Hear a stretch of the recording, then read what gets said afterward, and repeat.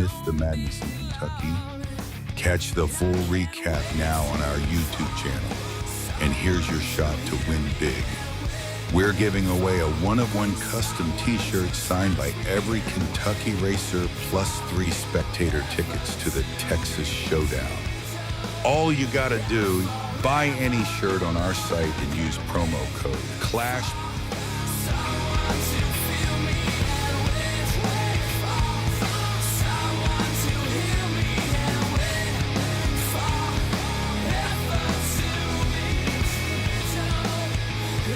Hey, check this out. Did you see this? Look at this. Check out this Huffy shirt here. Nitrous outlet. Huffy got his fist up, right? But check this out. This is what's cool. All the racers in Kentucky for the Clash of the Titans signed this shirt as they were doing video interviews, right? So not only can you kick over to our YouTube channel and watch the Clash of the Titans coverage for Kentucky, but you could win this cool shirt and 3 entries to the Clash of the Titans hood-to-hood race, which is September 18th to the 20th. They're single-day passes. All you got to do is click over to nitrousoutlet.com, click the apparel tab, go down, pick your favorite shirt, buy a shirt from August the 1st to August the 11th. We're going to pick a winner out of that, send them 3 free tickets and this cool shirt. nitrousoutlet.com.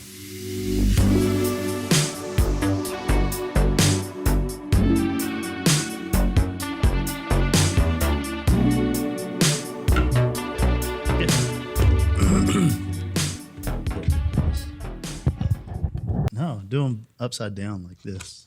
You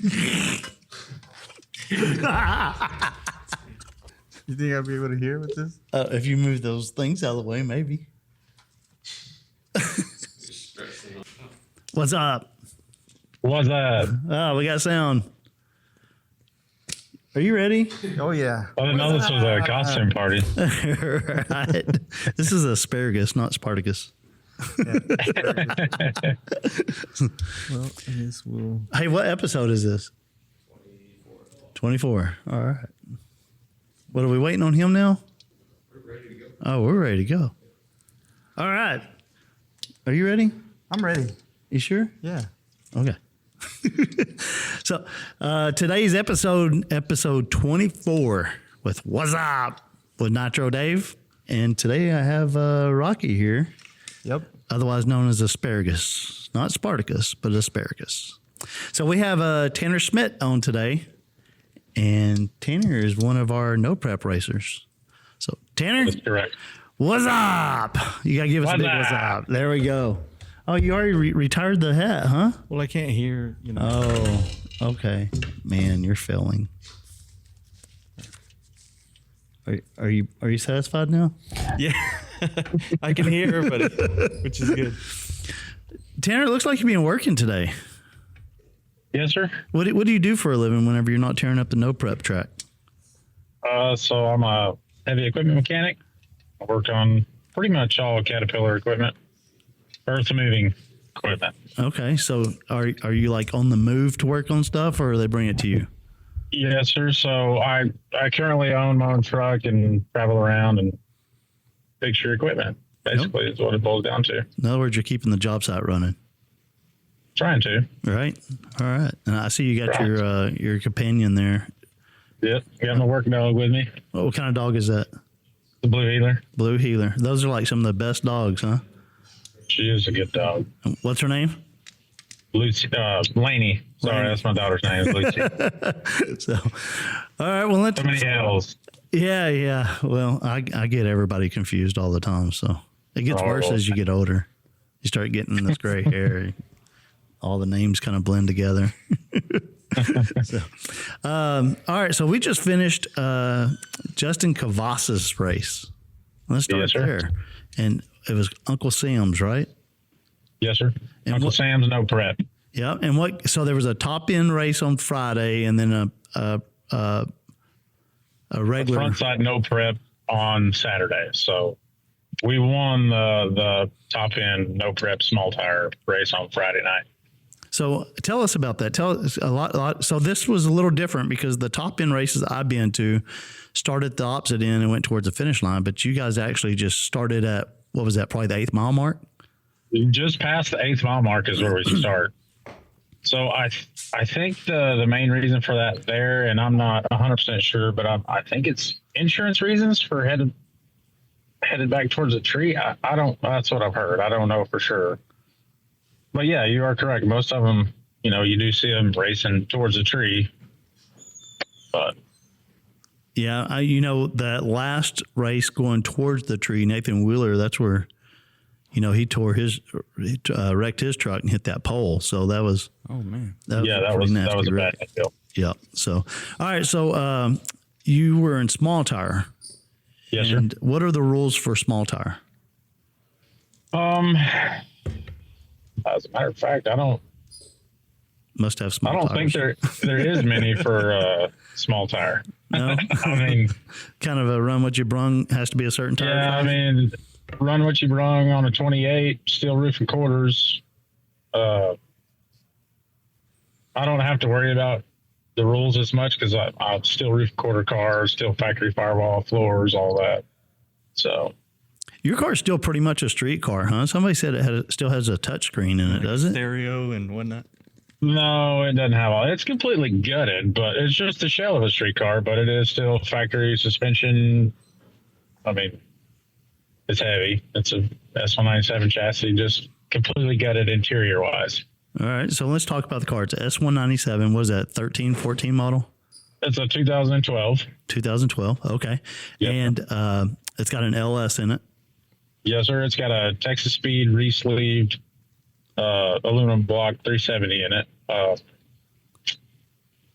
The PRC heads. It's got a set of comp 76, 75 oilless air-cooled turbos on it now. Power glide transmission.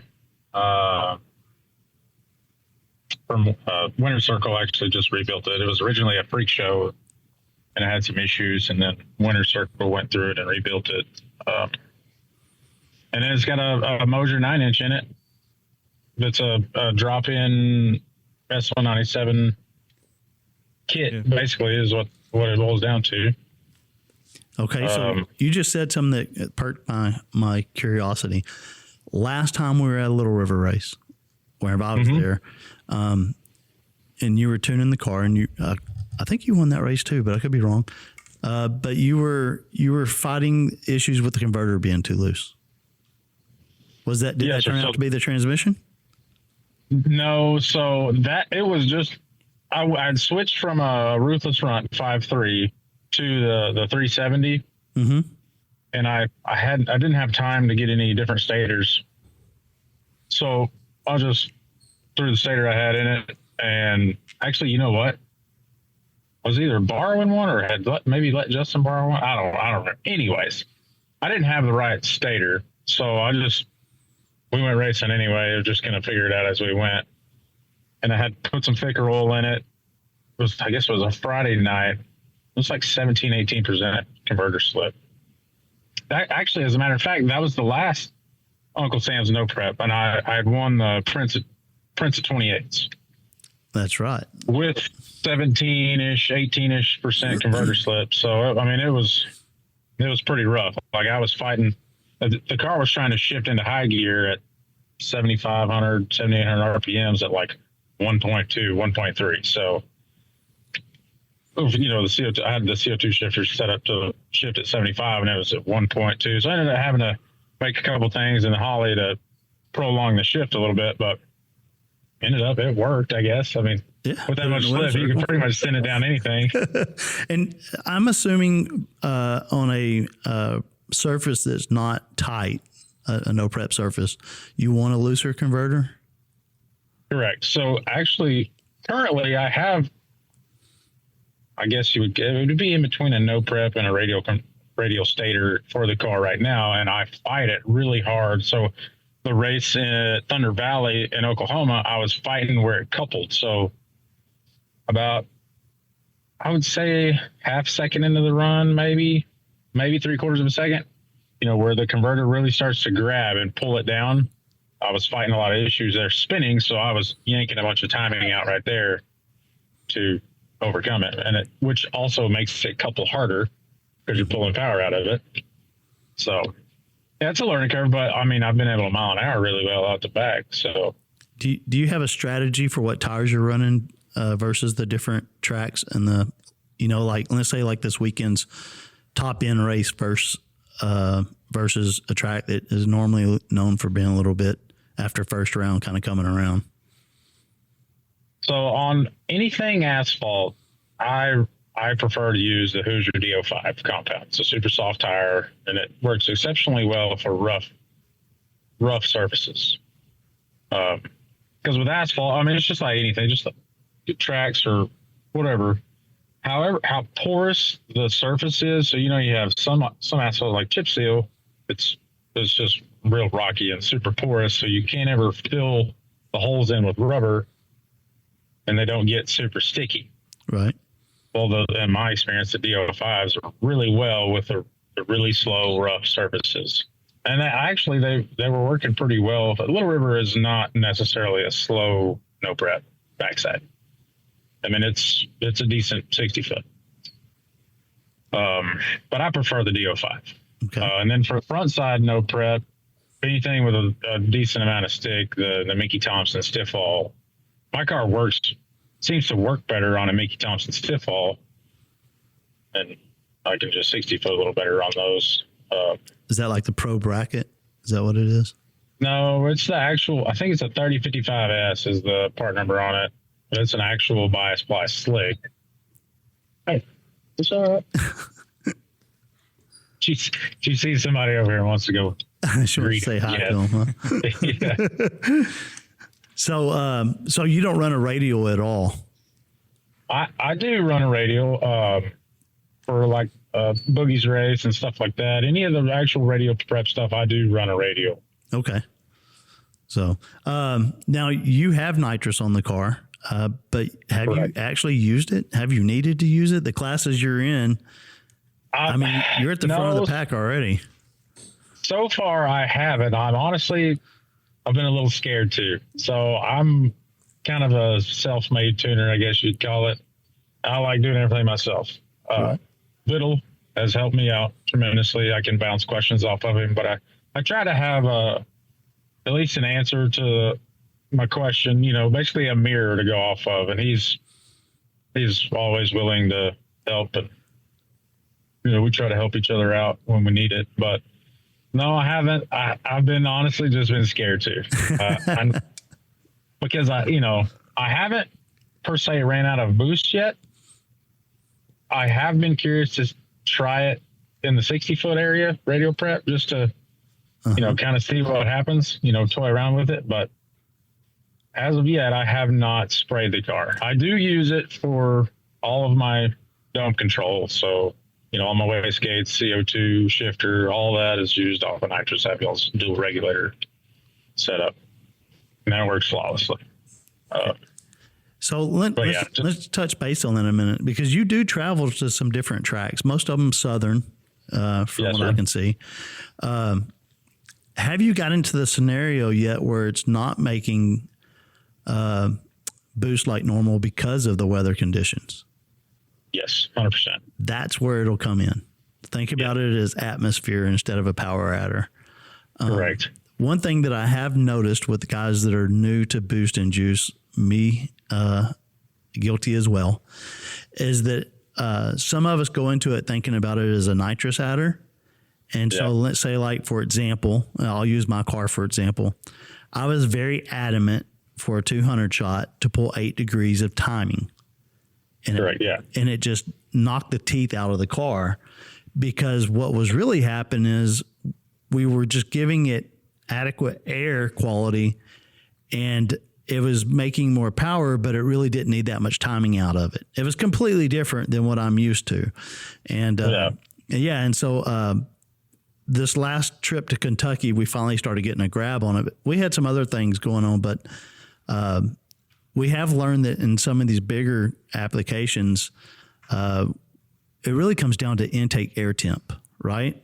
So if we got a tremendous amount of intake air temp, all the nitrous is really doing is knocking that down and giving it a better air molecule so that it can make crisp power. Right. That's the reason I always joke around and call it an atmospheric nozzle. You know, and I've heard some people say, man, I put a 50 or a 75 shot on there and it really didn't make a bit of difference. And it's probably in the way that they were putting it in and taking too much timing out. Right. So I might, you know, that's been my big thing with it too, is I've always, you know, if you're going to spray X amount of horsepower, you need to pull X amount of timing. You know, I just haven't added that in. And I haven't really chatted with anybody that is running boost and juice so far. So I don't know. I do want to play with it, and you know, that scramble button's really hard for me to stay off of. Right. So just having another something there, I know I'm going to hit it. So I haven't dabbled in that yet. Now, what fuel are you running on? Methanol. Now, do you also have alky injection on it? I do not. So it is just straight methanol, billet atomizer 750s in it, you know, non-intercooled. And what's your air intake temps? Do you know? The most I've seen so far is and I kind of feel like this is a lie, but I don't know. Is about 170, 180. Oh, wow. That's low. And where's your sensor at? The sensor is, so I run the Holley single plane race intake with a 90 on it, and it's at the back of that intake, and it's just a GM intake air temp sensor. I mean, it should be in the good airflow, you know, and it's above the fuel. I don't know. It seems low to me, but I also have a little bit longer, you know, charge pipes than a lot of people. So I don't know if that's pulling some heat out of it as well. I don't know. I've always scratched my head on that one as well. It seems awfully low. I wonder if running without a hood helps. Probably. I mean, if you got crisp air. 130 mile an hour air running across two aluminum 3-inch pipes, it's got to be some sort of heat sink. You know what I mean? Right. So yeah, that would probably play it. I've been questioning it because we're running E85, and everybody I know that is running boost is running methanol, and there's a unique tuning difference between E85 and alcohol, and it's taken Mike and I a while just to get a grab on it. We got a really good grab on it now. So that's good. Yeah, but it's taken us all season because we haven't tested it all. We just show up to a race. That's my problem right there. Is I'm usually testing in the race. Right. So I'm working. You know, I'm busy. I can't get off on Wednesday, Thursday, and go to some of these races and test for 2 days or whatever. And then so I just work, and hours are expensive. So. Yeah, you got to pay the bills and generate income to be able to go race. That is correct. So what races do you have left this year? What do you got your eye on? So the only race that I know there's going to be more pop up, but the only one that I know of for sure is it's a Big Jake's. I was invited to that Little Gangsters at a Big Jake's race. That track's going to be good on that weekend. Yeah. So I haven't done a radial prep Little Gangsters yet, so that'll be interesting. That'll be fun. That's going to be a very competitive class, I think, too. It's going to be very, very competitive, very tight field. So I'm going to go to XRP sometime between now and then and test and get a dialed for. We're planning on doing a track rental August 1st-ish. Okay. What month are we in? June. No, yeah, July. All right. So July 30th, we're going to do a rental if we can, somewhere around there. So okay. I'll let you know about it. Yes. Let me know about that. That I'm assuming to go from a loose track to a tight track, you're going to have to do some changes. Maybe. Man, I'll be honest with you. I am extremely fortunate in my car. One, I don't know. It's kind of a double-edged sword. I don't have a lot of adjustment, bar angles and stuff like that.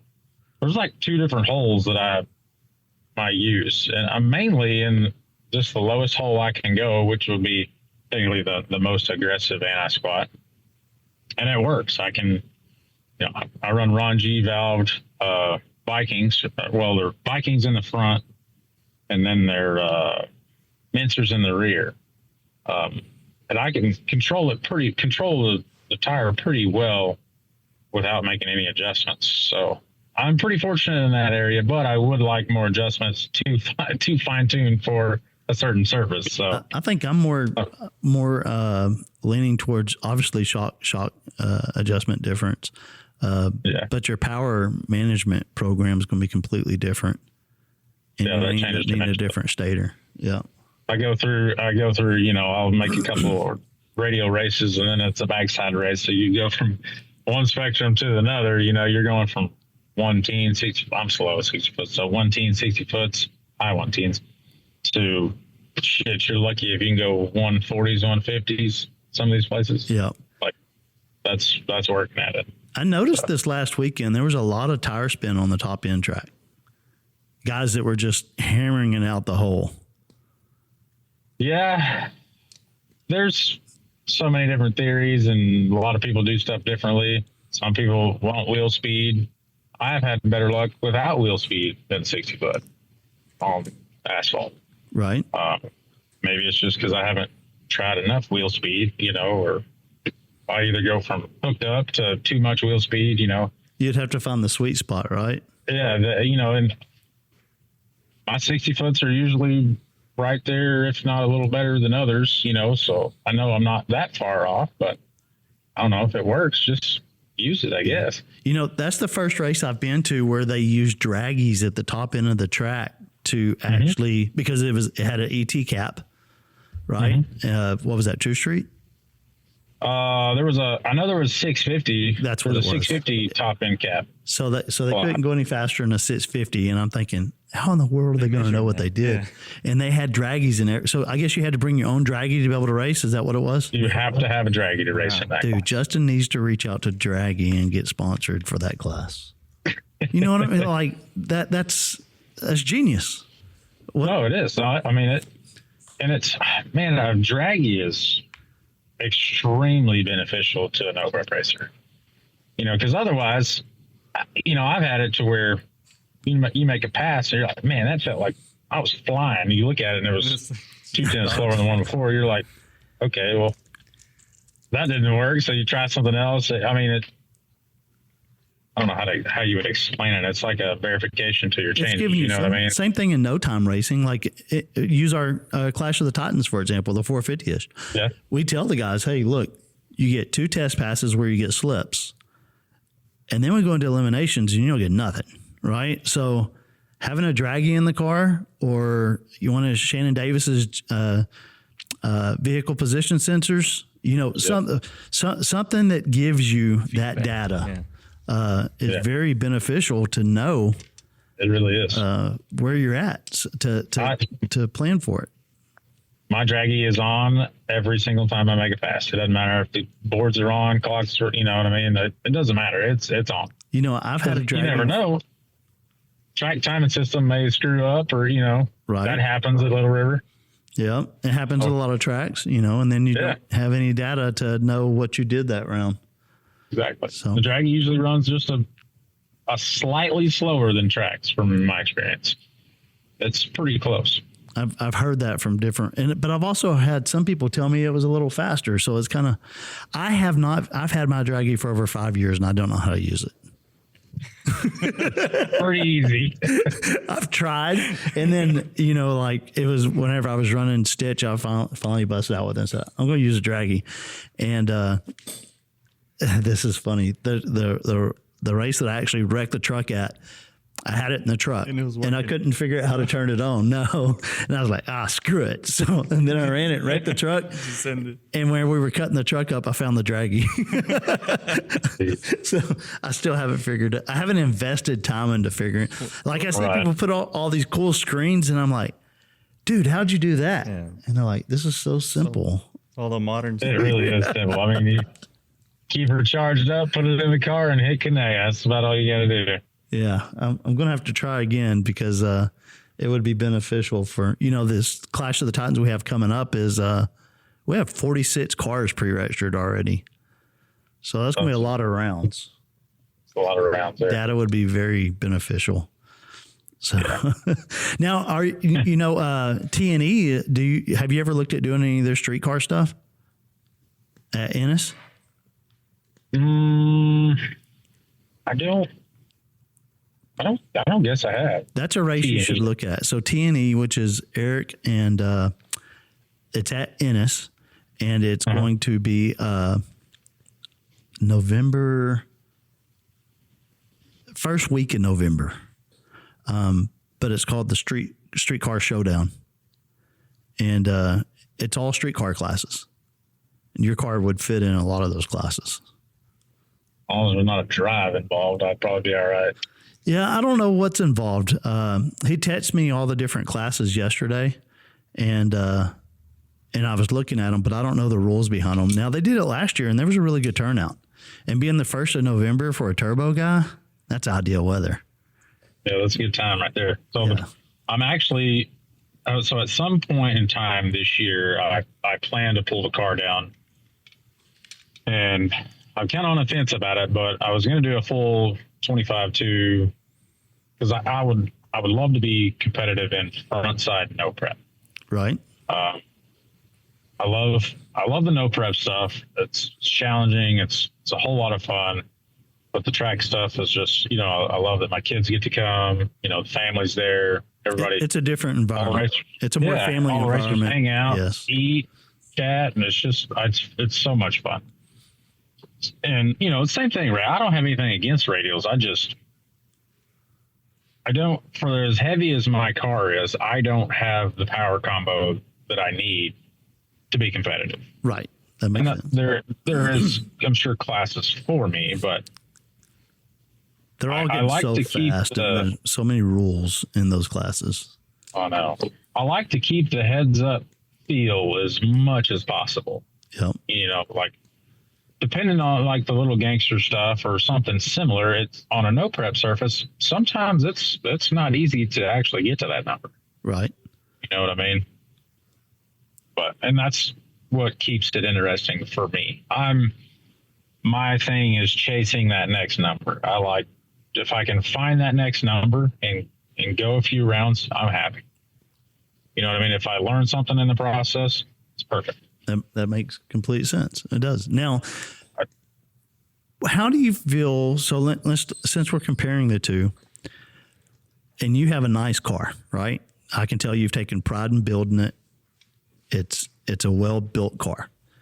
But then you get lined up beside the biggest heap of shit that you've ever set your eyes on, where the guy didn't care if the bolt was cross-threaded, the wrong bolt, the right bolt, and there's nobody to ensure your safety of that car next to you. Does that bother you a little bit? So, or not yet? I mean, a part of it does. I'm always I try to be as aware as possible, but you can only be so aware and watching the other car when you're racing. You know what I mean? Right. My goal is, just to be far enough ahead that it doesn't matter what he does. There you go. You know what I mean? And if not, then I guess we'll take the punches as they come. But I feel like you could take me and put me on the worst of worst surfaces, asphalt, and I feel the most comfortable. Right. I get the most nervous when I'm on a flypaper track and I know I'm fixing to set a personal best or really haul a mail. Because on a radial, I mean, that tire turns to ice so fast. Right. Slicks, you can drive it a little bit. You know what I mean? You go from a sticky surface to glass versus you were on glass the whole time anyways.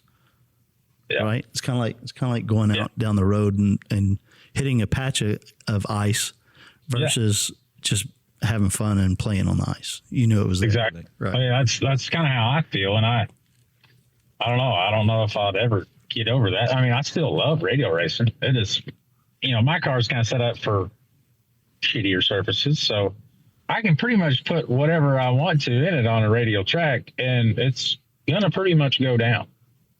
The only thing that might happen is a night wheelie. Right. But so it is fun. Like there was a race at Little River, the throwback 10.5 race. It's no boosted big block. I mean, it's radio prep, no boosted big blocks. There can be nitrous big blocks, factory firewall, factory floor. It can be a back half. That class is fun. I have a lot of fun in that class because they had a good turnout too. That was tomatoes. Yeah. Well, how do you say his name? Couldn't tell you. You can't remember. So, and he promotes a lot of races there at Little River, and that's probably. I love Big Sleepy in Carl's classes too, but that 10.5 class that he puts on also is another one of my favorites. Yeah, and currently that's kind of where I'm at. I'm decently competitive in that. I've won one or two of the 10.5 races. I don't remember, but anyway, that's a fun class. So I'm like I say, back to the chassis thing. And racing at the end of the year, I'm on the fence of whether I'm going to go full 25.2 or, firewall back so I can, meet rules and stuff like that. It's got to be hard taking a car that's very competitive. Yes. And then us being who we are in a very competitive nature, looking back at some of the cars that I built, I should have left them the hell alone. You know what I mean? Like I had that thing where I wanted to go faster and faster, and then the car progressed to where I couldn't afford to put the combo in there that the chassis was built for. Yeah. And the chassis now took me out of the classes I could have been competitive in. Well, I probably should have just left that car alone and went and raced and had fun. Yeah. Well, so I've been having that exact argument with myself. You know what I mean? And it kind of goes back to, if you're not getting faster, you're getting slower. Right. Because everybody else is getting faster. So if I can figure out a way because my car with me in it, radial trim at the line, as light as I can possibly be, it's like 3,100 pounds. Whew. Yeah, that's a chunk. She's a big girl. Yeah, it should have no problem fitting in the street car classes. Yeah. Yeah. So I would like to. I mean, if I could get 400 or 500 pounds out of the car and still fit these rules, that's a lot easier on parts. Right. And of course, getting weight out and adding cage goes against each other. Cage is safety to make sure you're there for your kids, right? Correct. But so my car is a good example. It's right now it's 2780 with Mike in it. That's race weight. But I have carbon fiber front clip, doors, roof, rear bumper, deck lid. We're down to cutting floorboards out of this car next. And we were kind of wondering why, but it's got a lot of cage. And F bodies are hard to get light anyways. Right. But that cage could be some of the reasoning why that car's so heavy. So I kind of, but then again, all that carbon fiber helps for sure. It doesn't help because I can't afford to go race with the big boys, and that's that's where that stuff puts you into. So yeah. Well, I still have the factory doors. They're gutted, but they still weigh. I think it was like 50 something pounds a piece. I don't have a hood. Still steel front fenders. I have a 2-piece front end at the house and carbon doors. I just got to get it put on. Right. So he's at that point of like jump or not. Well, I mean, my biggest focus is going to be the no prep backside right now. There's just not a lot of that around. Right. Have you ever been to the top end, or is it top end, back end? What's the difference? Same thing, right? Okay. Same thing. Have you been to the one at Little River that Joshua Cole put on?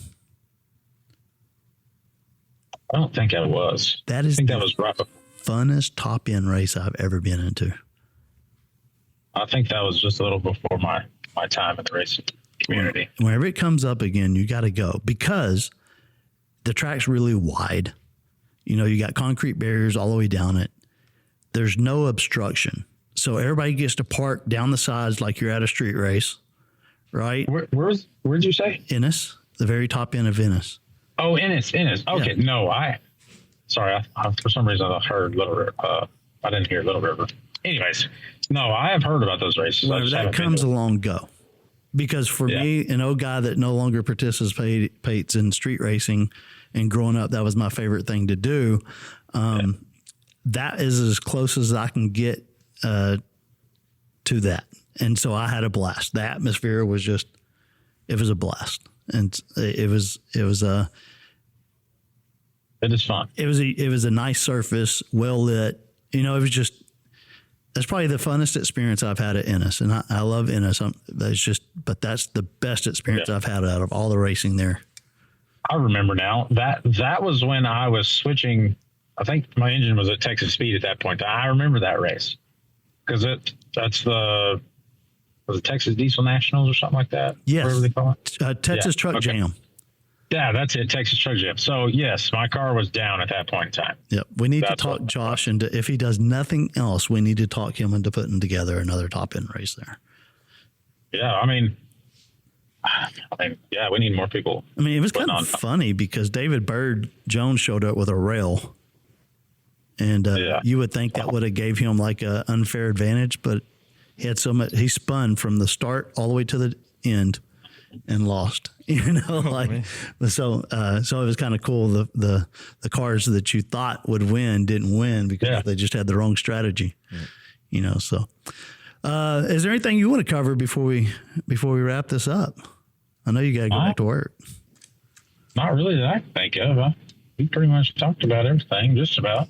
Now, we forgot to talk about, we got to cover this, the name of your car. Oh, yeah, Donkey. Donkey or Donkey? Donkey, just straight up Donkey. James K's wife's car is Donkey. That's right. So, yeah, it's every time I see our marketing department share your car, you know, and that's John and Aaron are always following to who's won what and share it, and they're good at that. But yeah, always they like to say that. I see it all the time. So what it stemmed from is, you know, say your kids do something that's not the smartest or whatever. I always call them Donkey. You know, what are you doing, Donkey?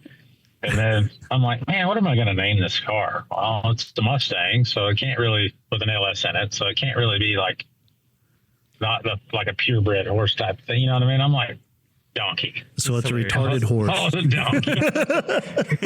It kicked the shit out of you. But it kicks like a mule when it runs. That's great. All right. All right. Well, we're looking forward to seeing you at the next event. Make sure you check out the showdown. I think you'll like that too. And we'll be cheering you on at the Little Gangsters at Jacob Harper's race. Have you ever made it to Jacob's race? I haven't. Dude. I haven't yet. Justin Hageman's been trying to get me to go, and it just doesn't ever seem to line up. Well, I done paid the entry, so it's going to line up this year. If you want a parking spot, you better get there early. That's all I can say. It is packed. So that's what I hear. Yep, it is a packed facility. But all right, well, thanks for joining us on this episode of WAZZUP. So we will see you next time. Yes, sir. Y'all have a good one. All right, thank you. Well, there you go, Tanner Schmidt. Donkey. What a cool guy. You know, his car is pretty amazing.